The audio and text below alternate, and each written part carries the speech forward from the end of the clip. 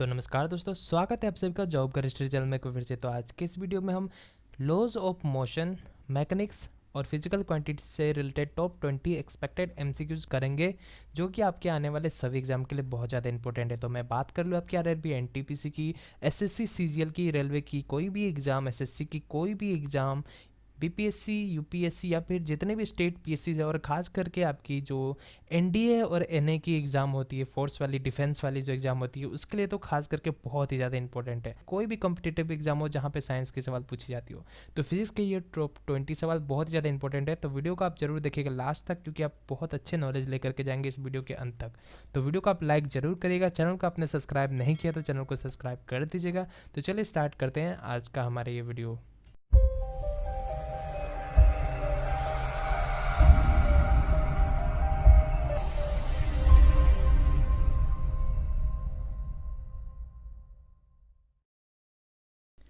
तो देखिए, हमारे यहाँ पे पहला सवाल है। सवाल आपको पूछा जा रहा है, the time period of A pendulum depends on. तो आपको पूछा जा रहा है कि पेंडुलम की जो टाइम पीरियड होती है ना, जो हम टाइम पीरियड निकालते हैं, वो किस चीज़ पे डिपेंड करती है। ऑप्शन में आपको मास, टाइम, लेंथ दिए गए हैं, लेकिन ये डिपेंड आखिर किस पे करती है। तो देखिए, सबसे पहले आप समझिए कि पेंडुलम होते क्या। पेंडुलम ये हो गई, ठीक है।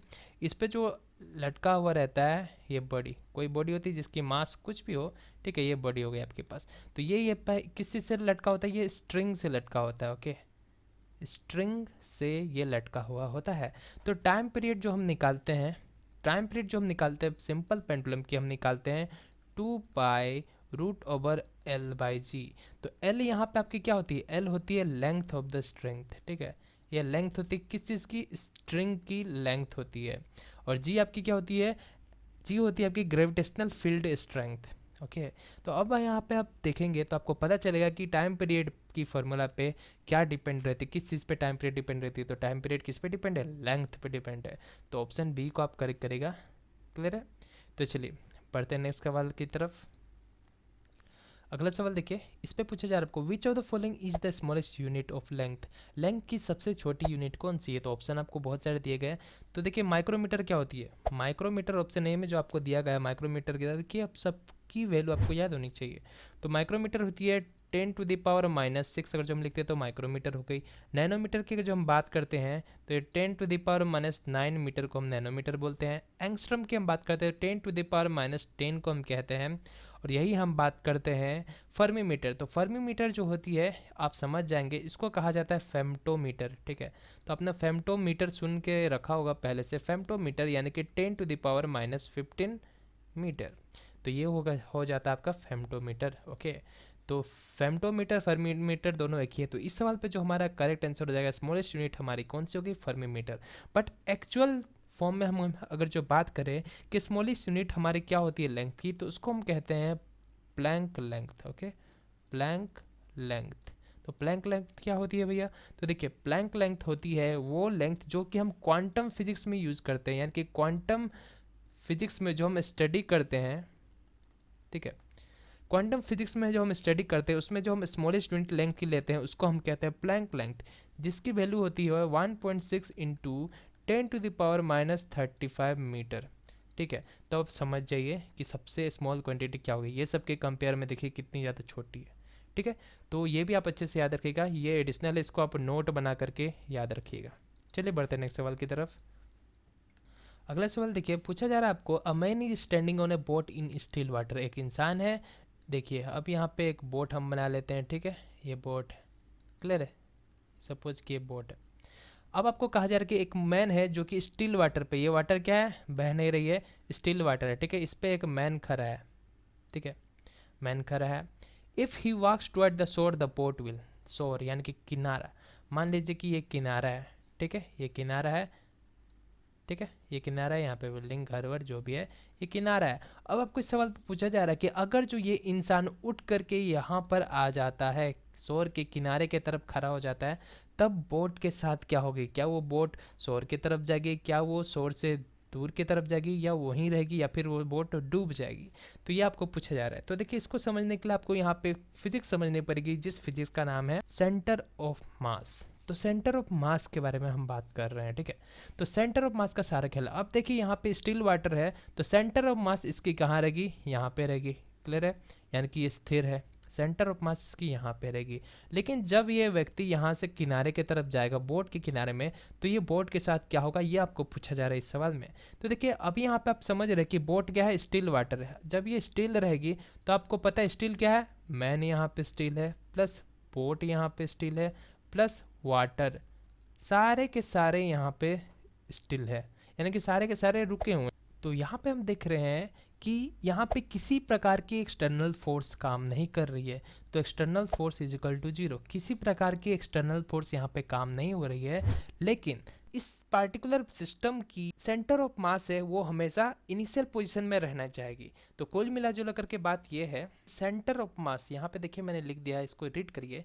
Centre of mass of the system must remain it's initial position. तो जब उसे अपना इनिशियल पोजीशन लेना होगा, तो देखिए इनिशियल पोजीशन लेने के लिए सिंपल सी बात है, यहाँ पे सेंटर ऑफ मास लग रही थी, ठीक है, सेंटर ऑफ मास यहाँ पे लग रही थी, और वो अपनी इनिशियल पोजीशन वापस लेगा। तो सिंपल सी बात है, बोट कहाँ जाएगी, बोट पीछे की तरफ जाएगी, ठीक है। तो जब इंसान आगे की तरफ जाएगा तो सेंटर ऑफ मास पीछे की तरफ भगेगी, ठीक है, सेंटर ऑफ मास पीछे की तरफ भगेगी, क्योंकि सेंटर ऑफ मास स्टार्टिंग में यहाँ पे थी, और वो सिस्टम हमेशा सिस्टम की जो सेंटर ऑफ मास होती है वो हमेशा अपने इनिशियल पोजीशन में जाना चाहेगी। तो इस सवाल का जो आंसर हो जाएगा, शोर के अपोजिट डायरेक्शन में जा रहे हैं, यानी कि move away from the shore, option B को करेक्ट करेगा। समझ में आया तो वीडियो को फट से लाइक कर दिए, आपने अभी तक सब्सक्राइब नहीं किया तो चैनल को सब्सक्राइब भी कर दीजिए।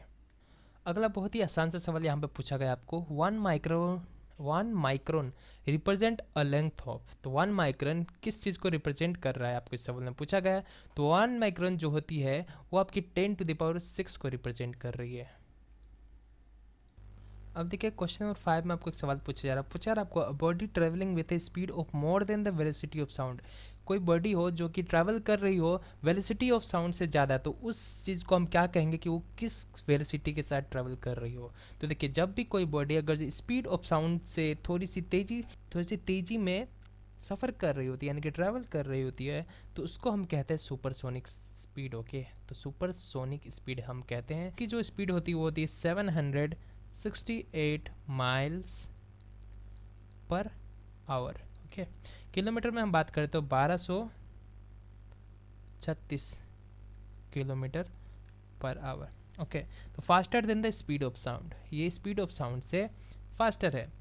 क्लियर है। अब यही हम बात करेंगे हाइपरसोनिक की, तो ये आपकी एरोडायनेमिक्स में यूज़ होती है। इसकी स्पीड तकरीबन 11,400, ठीक है, 11,400 माइल्स, ठीक है, माइल्स पर आवर के हिसाब से होती है। आपको पूछा गया, a passenger in a moving train tosses a coin, if the coin falls behind him the train must be moving with. कहा जा रहा है आपको यहाँ पे कि एक इंसान है, ठीक है, जो ट्रेन में बैठा हुआ है, कोई ट्रेन है, ठीक है, मान लीजिए कि ये इस डायरेक्शन में जा रही हो, तो ये कॉइन को क्या करता है, फेंकता है, ठीक है। तो आपको पूछा जा रहा है कि ये कॉइन जब फेंकता है, ये कॉइन को ये फेंक रहा है, तो ये कॉइन क्या हो जा रही है, इसके आगे आ जा रही है। ऐसा क्या हुआ होगा कि वो कॉइन इसके हाथ में नहीं आने के बावजूद वो आगे चली गई होगी। तो इसके आंसर हम यहाँ पे थोड़ा सा निकालने की कोशिश करते थे। कि आपको याद होगा कि लास्ट टाइम मैंने फिजिक्स की जब वीडियो बनाई थी तो उसमें मैंने आपको बताया था कि एक ओपन कार पे मैंने बताई थी कि एक बच्चा गेंद को ऊपर की तरफ फेंकता है, ठीक है, और वो कार यूनिफॉर्म स्पीड के साथ जा रही होती है, तो वो बॉल कहाँ गिरेगी। तो मैंने उसमें समझाया था कि अगर जो वो यूनिफॉर्म स्पीड के साथ चल रही होगी तो वो जो सिस्टम होती है वो सिस्टम यहाँ पे स्टेशनरी हो जाती है, कांस्टेंट हो जाती है।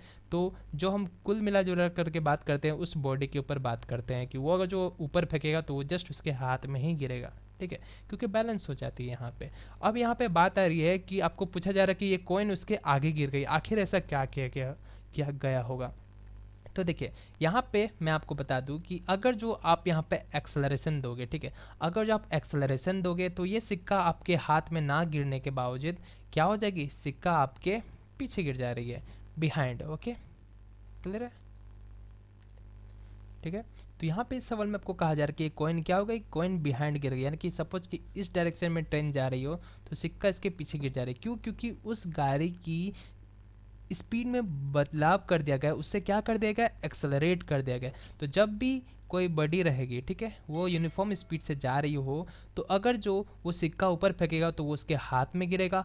अगर जो उसमें एक्सेलरेशन डाली जाएगी तो एक्सेलरेशन के कारण वो क्या आएगी, बिहाइंड आ गई, यानी कि पीछे की तरफ सिक्का चली जाएगी। अगर यही हम बात करें डीएक्सलरेशन, यानी कि हम रिटार्ड, जिसको हम रिटार्ड करते हैं, रिटार्डेशन कहते हैं, जो कि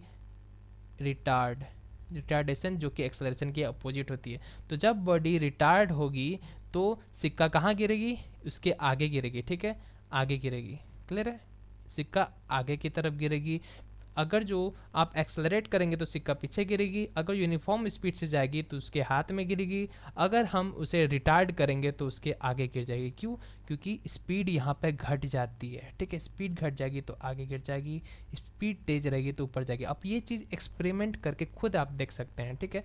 मान लीजिए आप अपने दोस्त को लीजिए, उससे बाइक में बैठवा लीजिए, ठीक है, आप एक बॉल लीजिए और उसको कहिए कि आप तेज, मतलब आप गाड़ी तेज करिए, तो वो गाड़ी को अगर जो तेज कर देगा, तब आप कोई भी चीज़ फेंकते हो तो वो चीज़ आपकी तो पीछे चली जाती है ना। सिंपल सी बात है, कोई चीज़ आप फेंकते हो तो वो पीछे चल जाती है, क्योंकि एक्सलरेशन हो रही होती है, क्योंकि आप आगे निकल जाते हो उससे। और यही उसको आप बोलिएगा कि मैं बॉल फेंकता हूँ, आप गाड़ी को सडनली ऑफ कर दो, तो गाड़ी को सडनली जब ऑफ कर दी जाएगी तो वो कहाँ गिरेगी, थोड़ी आगे की तरफ गिरेगी, ठीक है। तो थोड़ी सी कोरिलेट करके देखिए, ये फिजिक्स है, जितनी प्रैक्टिकल आप करेंगे उतना ज़्यादा आपको समझने में आसान रहेगा। अगला सवाल देखिए, यहाँ पे पूछा जा रहा है, China wares were wrapped in a straw of paper before packaging, this application of the concept. देखिए, चाइना की जो चीज़ें होती है उसे रैप किया जाता है पेपर के साथ उसके पैक करने से पहले। ऐसा क्यों? ऐसा इसलिए किया जाता है क्योंकि छोटी से छोटी इम्पल्स के कारण, ठीक है, छोटी से छोटी इम्पल्स के कारण वो ऑब्जेक्ट क्या हो सकता है, ऑब्जेक्ट डैमेज हो सकता है, ठीक है। ऑब्जेक्ट डैमेज होने से बचाने के लिए इम्पल्स, छोटी से छोटी इम्पल्स, ठीक है, इम्पल्स से बचाने के लिए काम किया जाता है। एक सवाल देख लीजिए, पूछा गया आपको, when a body is stationary, कोई बॉडी अगर जब स्टेशनरी रहेगी तो उसके साथ क्या होगी। तो जब बॉडी स्टेशनरी रहती है तो उस बॉडी के ऊपर जितने तरह की जो फोर्स होती है उसकी समीशन क्या होगी, जीरो के बराबर होगी, यानी कि net force acting on it balance each other, ठीक है। ऑप्शन डी को आप करेक्ट करेगा। मैंने आप क्या क्या बताया कि जब बॉडी स्टेशनरी होती है उसका मतलब क्या होता है, submission of all the forces acting on it is zero, okay. तो इस स्टेटमेंट को आप याद रखिएगा। इस स्टेटमेंट के अनुसार हम कह सकते हैं कि net forces acting on a balance each other. Clear है। आइए एक सवाल देखते हैं, what happens when an heavy object and a light object are allowed to fall from the certain height in the absence of air, ठीक है, air की absence में, ये आपको इस सवाल में पूछा जा रहा है। तो इस सवाल का बहुत ही आसान सा सवाल है। ये सवाल मैं आपको ऑलरेडी एक बार लास्ट क्लास में करवा रखा हूँ। मैंने आपको बताया था कि एक छोटी सी बॉल ले लीजिए, एक फुटबॉल ले लीजिए, दोनों को अगर जो आप फ्री फॉल करोगे under the absence of air तब क्या होगा। तो मैंने आपको बताया था कि दोनों सेम टाइम में, ठीक है, सेम टाइम में रीच कर जाएंगे अपने डेस्टिनेशन को। तो इस प्रकार से हम बना सकते हैं कि in the absence of air friction, ठीक है, in the absence of air friction both body will reach the ground at the same time. तो यहाँ पे देखिए, both heavy and light object reach the ground simultaneously, तो option C आपकी यहाँ पे करेक्ट हो जाएगी, क्योंकि यहाँ पे एब्सेंस ऑफ एयर यानी कि एयर रेजिस्टेंस किसी प्रकार की नहीं हो रही है। अब देखिए, एक सवाल आपको पूछा जा रहा है, an artificial satellite orbiting the earth does not fall down because earth attraction.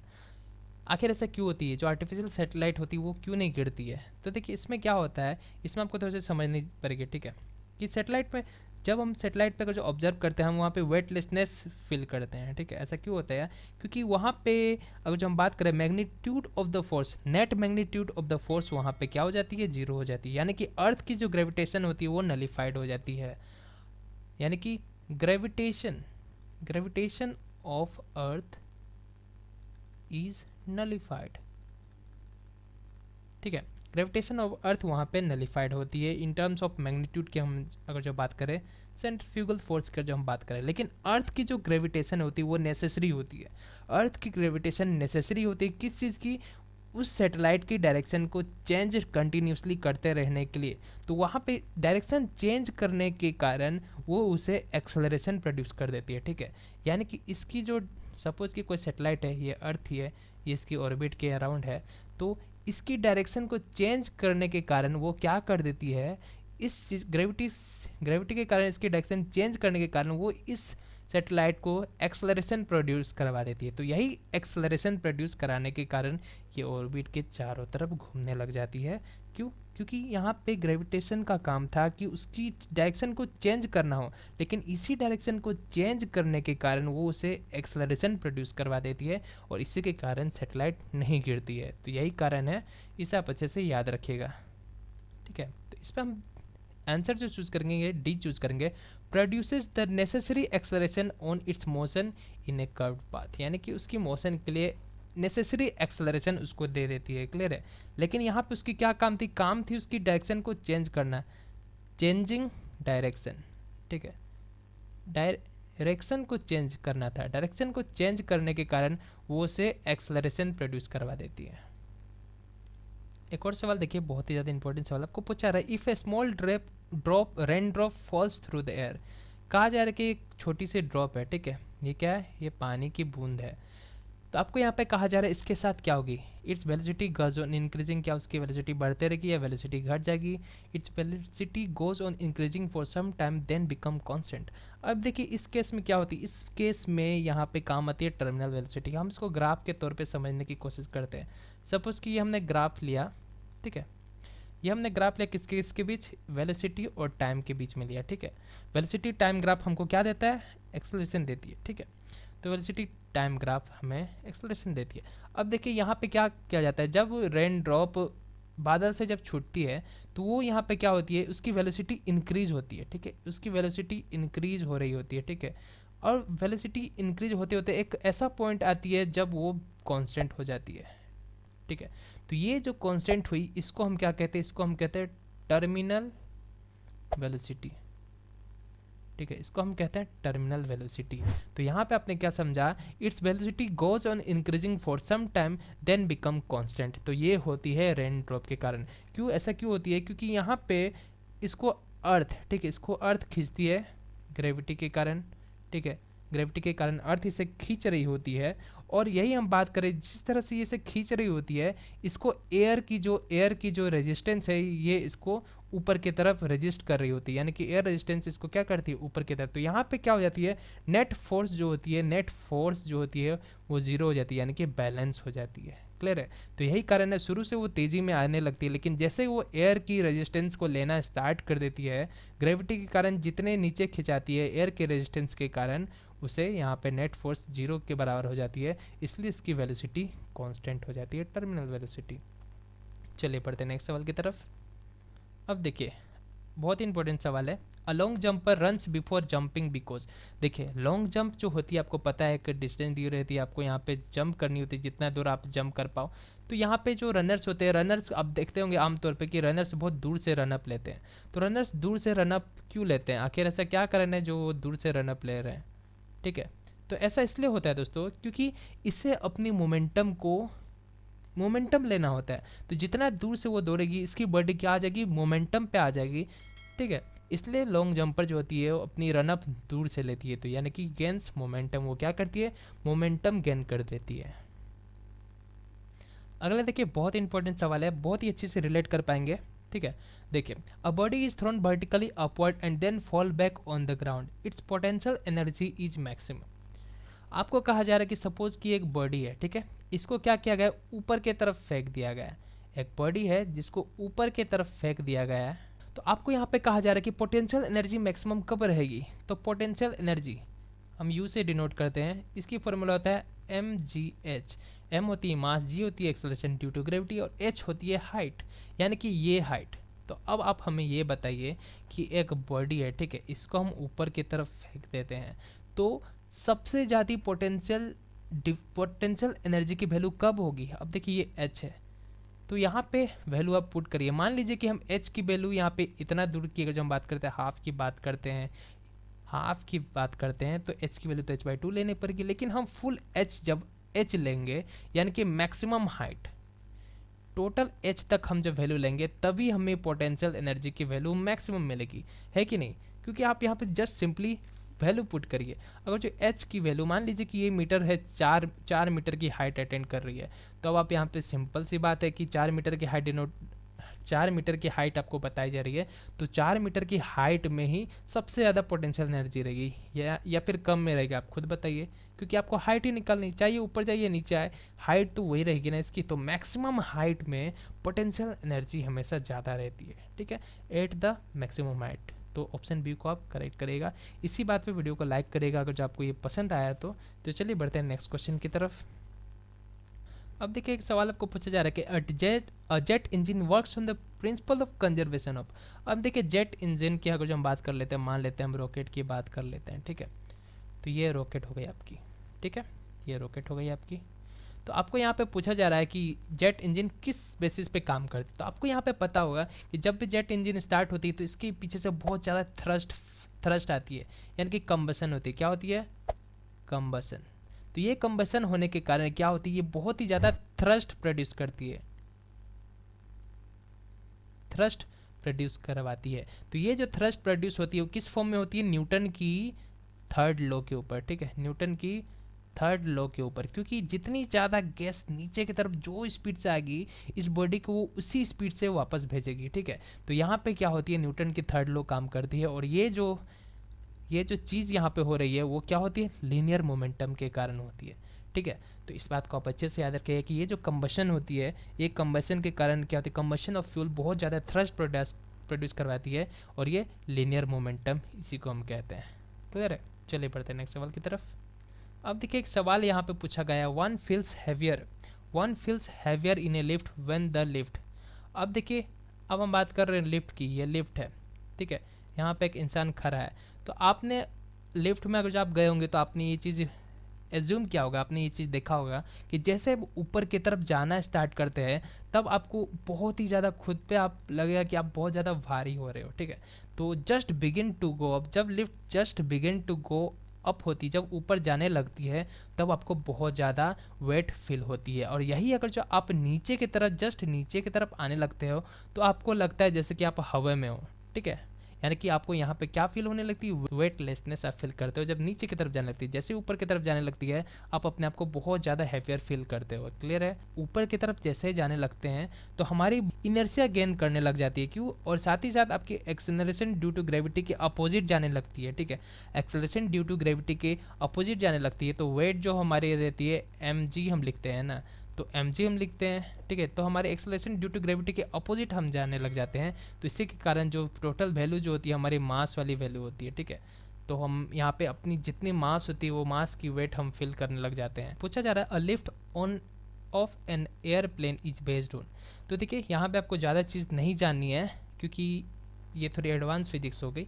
यहाँ पे बस नाम आपको याद रखनी है कि ये जो एयरप्लेन जो होती है उसकी जो लिफ्ट होती है, ठीक है, जो उसकी लिफ्ट होती है, लिफ्ट होने वाली जो प्रोसेस होती है उसमें जो प्रोसेस होती है वो टोटली प्रिंसिपल बेस्ड होती है बर्नौली प्रिंसिपल के ऊपर, बर्नौली थ्योरम के ऊपर। सवाल आपको पूछा जा रहा था working principle of washing machine. तो वॉशिंग मशीन की जो वर्किंग प्रिंसिपल है उसको हम क्या कहते हैं? तो इसको हम सेंट्रीफ्यूगेशन कहते हैं। तो आइए आप समझिए कि सेंट्रीफ्यूगेशन क्या होती है, और इसी के साथ साथ हम जानेंगे कि सेंट्रीपिटल फोर्स क्या होती है।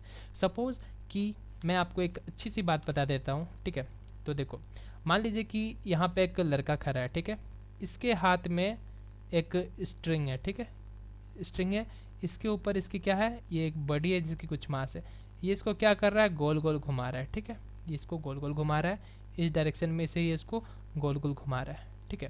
तो ये बॉल जो हो रही है, बॉल को ये इसने इस स्ट्रिंग से लटका के रखा है, तो जो इनवर्ड एक फोर्स काम करेगी जो इस बॉल को इस पाथ में रोटेट करवाएगी, जितना दूर से जितनी लंबी स्ट्रिंग है उसी सर्कुलर पाथ पे रोटेट करवाएगी, तो इसको हम कहते हैं सेंट्रीपिटल फोर्स, यानी कि जो सेंटर के तरफ काम करता है उसको हम सेंट्रीपिटल फोर्स कहते हैं। लेकिन जैसे ही ये बच्चा इस स्ट्रिंग को छोड़ देगा अपने हाथ से तो ये फेंकाएगी। अब देखिए ये फेंकाएगी तो ये यहाँ पे नहीं जाएगी, ये क्या करती है, एक तरह की टेंजेंट की तरह काम करती है।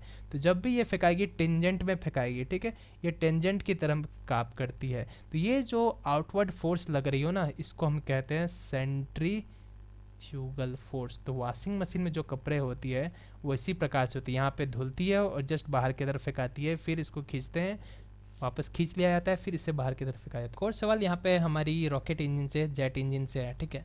तो यहाँ पे आपको स्टेटमेंट दी गई, बतानी है कौन सी स्टेटमेंट करेक्ट है। यहाँ पे कहा जाए a jet engine use the surrounding air for its oxygen supply and so it's suitable for the motion in space. जी हाँ, बिल्कुल सही है। तो इसे स्टार्टिंग करने के लिए, जो आपको पता है कोई भी चीज़ जलने के लिए हमें ऑक्सीजन की सप्लाई की ज़रूरत होती है।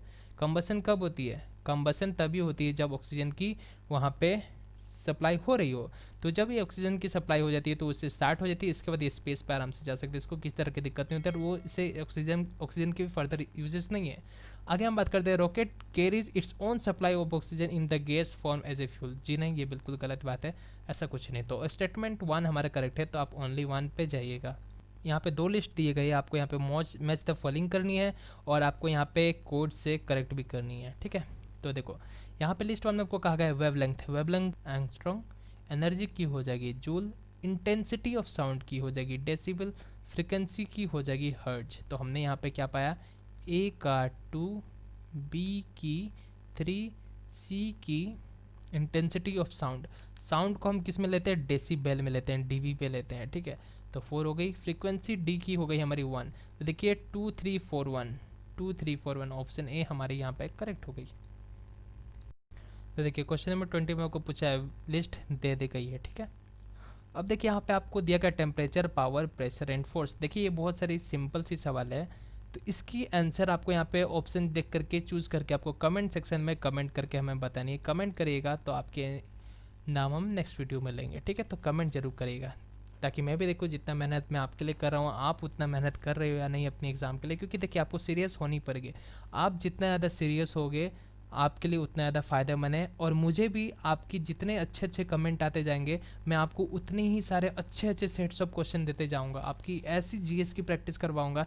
चाहे आप एनडीए एनए की एग्ज़ाम देने जाओ, चाहे आप एसएससी की एग्ज़ाम देने जाओ, चाहे आप रेलवे की एग्ज़ाम देने जाओ, आप कोई भी एग्ज़ाम देने जाओ संसार के कॉम्पिटिटिव एग्ज़ाम, अगर जो उसमें साइंस पूछी जा रही है तो साइंस में आपको बिल्कुल डर नहीं लगनी चाहिए। साइंस आपकी एकदम आसान मैं करके दूंगा, ये मेरा वादा है आपसे, बशर्ते आप अच्छे से ध्यान दीजिए पढ़ाई पे। और जितना हो सके कमेंट करिए, कमेंट करके बताइए कि किस टॉपिक पे, साइंस की ऐसी कौन सी टॉपिक है जो आपको टफ लगता है, किस पे आपको वीडियो चाहिए। मैं सारे पे काम करके आपको दूंगा और सारे पे आपको अच्छी पकड़ बनवाऊंगा, ठीक है। तो वीडियो पसंद है वीडियो को लाइक करिएगा, चैनल को अपने अभी तक सब्सक्राइब नहीं किया तो सब्सक्राइब कर लीजिए। और इसकी दूसरी सेशन भी हम देखेंगे, बस इस चैप्टर से हमारे पास बीसी क्वेश्चन नहीं और क्वेश्चन हम देखने वाले हैं, ठीक है। इसकी दूसरी पार्ट भी लाएंगे और बाकी सारे भी जनरल साइंस की जैसे क्लासेस चल रही है वैसे ही चलते रहिए। तो चलिए मिलते हैं अगले वीडियो में, तब तक के लिए हमारे साथ बने रहने के लिए बहुत बहुत धन्यवाद।